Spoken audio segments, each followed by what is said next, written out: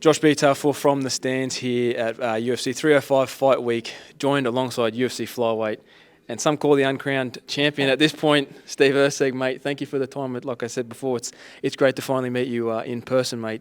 Firstly, it's Fight Week, so first thing I want to ask is, how are you feeling? Obviously, a big fight this weekend against Kai Kara-France. How are you feeling, and how's the body?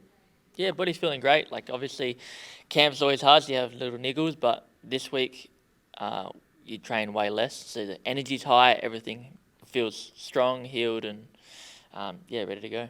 First thing I want to know is, I don't know if you remember when we did an interview after your fight against Matt Schnell, I brought up the possibility of you fighting Kai Kara-France at this event. Yes. So my question is, when am I getting my cut?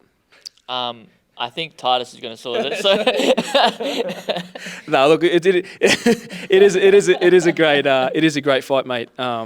And like you mentioned to me during that interview back in March, that how much you respect Kai as an opponent, and before this fight was ever materialised, before the Pantoja fight ever came about, you spoke about how much you respected him, and how much, if you had the choice to maybe not fight him because of how much you respect him, and grew up sort of idolising him in a way.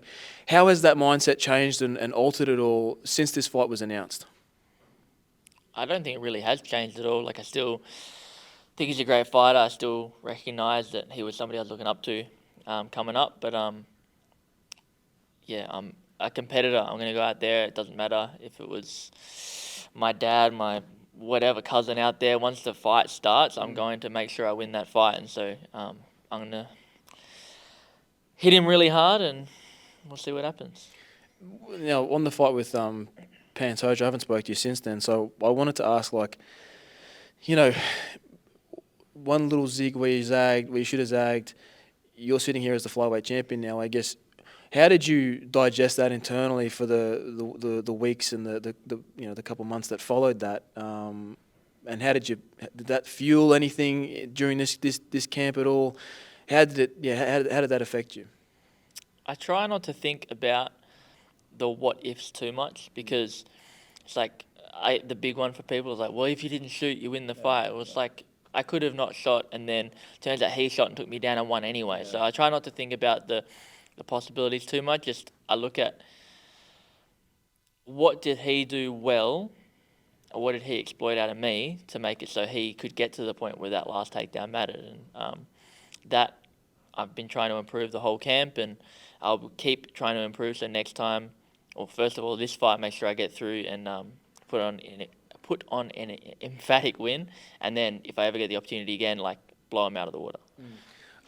On Kai, stylistically, looking at this matchup, how do you? What sort of advantages do you think you can hold over Kai? Obviously, you got a big height advantage. 5'8", Kai's 5'4". You have quite a long reach as well. How do you sort of going to look to use those advantages against Kai this Sunday?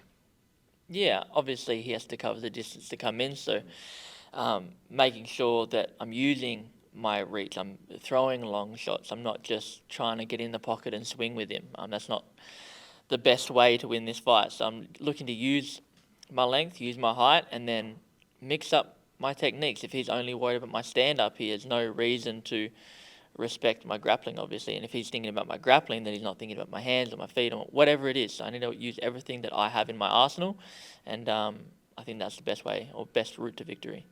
How have you've become one of the guys that has done nothing out of the ordinary. You haven't said anything out of the ordinary. You know what I'm going to talk about. Is this like online presence that everyone's rooting for you, and they think that it's quite funny, I don't know if you saw, MMA Guru posted he reshared your video of you do it at the ceremony yesterday, and he said he looks like my grandma at Christmas time dancing, but he said that's the uncrowned champ right there. Yeah. What is that like, seeing that, coming from a guy that to people that don't know, you seem maybe mild mannered and reserved and very respectful, but you've gained this like aura, if you will, by just being yourself. What has that been like, I guess, seeing that sort of online talk?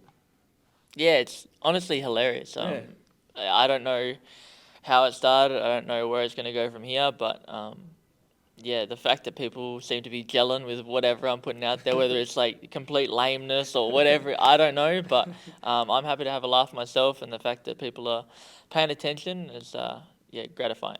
Yeah, that's awesome, man. Look, I'll leave you with that. I don't want to take a lot of your time up. I know you've had a lot of interviews today, so I appreciate your time very, very much. It's great to finally meet you, and all the best this Sunday, mate, against Kai. I know the whole of Australia's looking forward to it. New Zealand's looking forward to it, and all the best. Thank you, mate. Appreciate it. Thank you. Thank you, mate. Thank you, Ta.